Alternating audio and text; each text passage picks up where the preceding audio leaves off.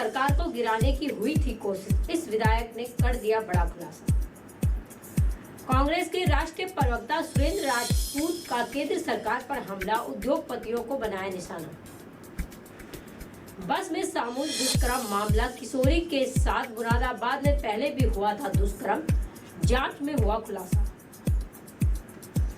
हर घर जल पहुंचाने में नैनीताल जिला प्रदेश में फीसदी रहा, 12वें स्थान पर मात्र 68 गांव में प्रमाणीकरण। पिथौरागढ़ में हजारों अभ्यर्थियों को हाईकोर्ट ने दी राहत, 527 विभिन्न पदों के लिए ये थी शर्तें। नमस्कार, आप देख रहे हैं उत्तराखंड टाइम में, आपके साथ सपना गंडियाल। नजर डालेंगे आज की खबरों पर।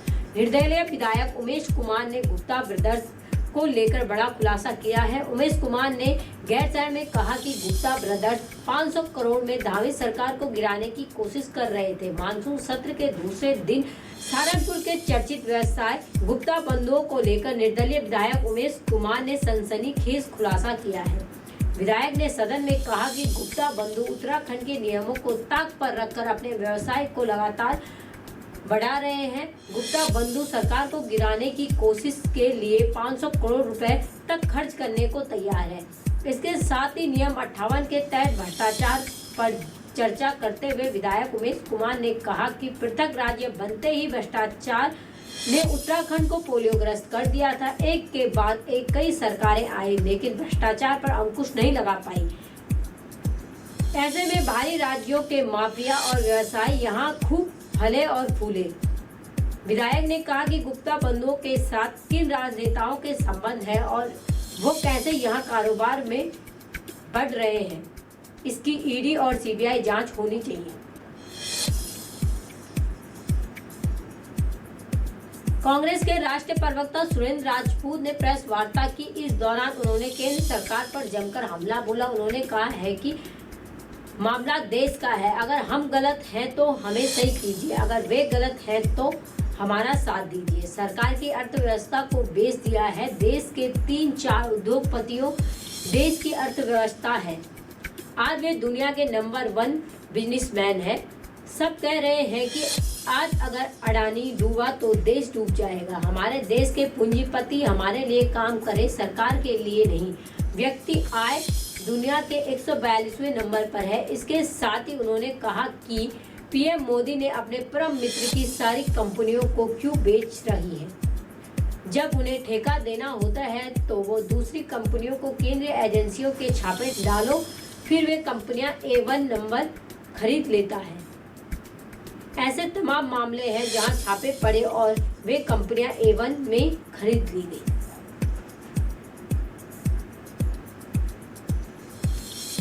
राजधानी देहरादून में आईएसबीटी परिसर में बस के अंदर किशोरी के साथ सामूहिक दुष्कर्म मामले में एक नया मोड़ आया है। मजिस्ट्रेट बयान दर्ज कराते समय किशोरी ने अपनी आपत्ति बताई। इस दौरान खुलासा हुआ कि किशोरी के साथ पूर्व में भी मुरादाबाद में दुष्कर्म हो चुका था, जिसके बाद पुलिस ने 0 एफआईआर दर्ज कर अज्ञात आरोपियों के खिलाफ केस दर्ज कर मुरादाबाद ट्रांसफर कर दिया है। आपको बता दें, किशोरी मानसिक रूप से कमजोर है।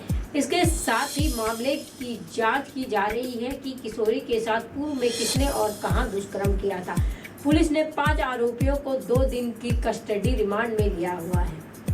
पुलिस रिमांड के दौरान पूरा क्राइम सीन दोहराएगी। पीड़िता को बस में दिल्ली से लाने वाले ड्राइवर और कनेक्टर को वहां ले जाकर पूरा मैप बनाया जाएगा। इसके साथ ही पुलिस घटना से संबंधित साक्ष्य एकत्रित करेगी। हर घर जल पहुंचाने में नैनीताल जिला राज्य में 12वें स्थान पर है। यह हालात तब हैं जब इसमें दुर्गम जिला पौड़ी गढ़वाल इस मामले में पहले स्थान पर है। वही योजनाओं के तहत हर घर जल की रिपोर्ट में नैनीताल जिला राज्य के सबसे फीसदी में है। जिम्मेदार अधिकारियों ने 1000 गाँव में मात्र 68 गाँव में ही प्रमाणीकरण कर पाए हैं। जल जीवन मिशन केंद्र सरकार की योजना है। सरकार हर घर जल पहुंचाने के लिए प्रयासरत है, लेकिन नैनीताल जिला केंद्र सरकार की योजनाओं को पलीता लगा रहा है।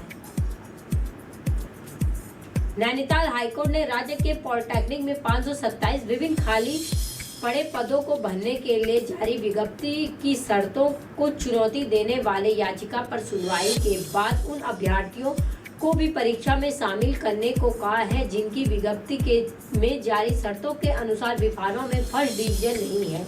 यानी कि अब वे अभ्यर्थी भी इसमें प्रतिभा कर पाएंगे जिनकी विभागों में सेकंड डिवीजन व अन्य थी। यह प्रक्रिया कोर्ट के निर्णय के अधीन रहेगी। वरिष्ठ न्यायमूर्ति मनोज कुमार तिवारी और न्यायमूर्ति पंकज पुरोहित को खंडपीठ के समक्ष मामले की सुनवाई हुई है।